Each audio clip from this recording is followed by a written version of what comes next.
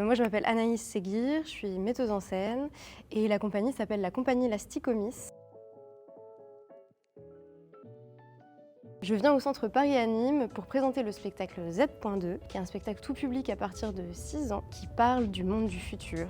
On est en 2050 et on a 3 enfants qui vont se mettre à la recherche de la maman de l'un d'entre eux. Pour ça, ils vont un peu explorer un monde un peu post-apocalyptique. Et donc, ils vont découvrir comme ça qu'est-ce que c'est une zone urbaine en ruine, quand il n'y a plus de pétrole, les changements climatiques ont tout bouleversé et où il y a des grands égoïstes qui les embêtent. C'est un spectacle tout public en effet, les enfants qui viennent à partir de 6 ans, ils comprennent très bien ce qui se passe. À partir du moment où on comprend à peu près le futur, le passé, ça va.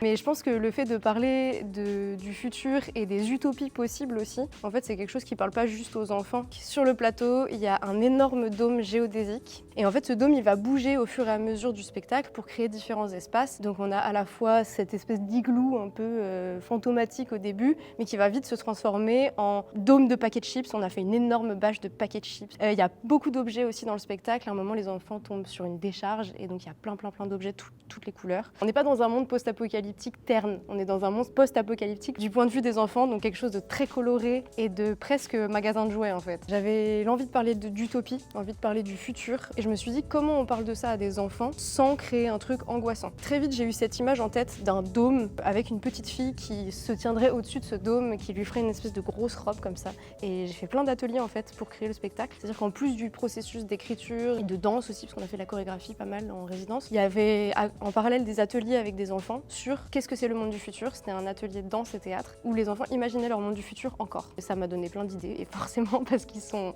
débordants d'imagination. On serait ravis de vous voir pour le spectacle le 15 février à 14h30 et le 16 février à 10h30.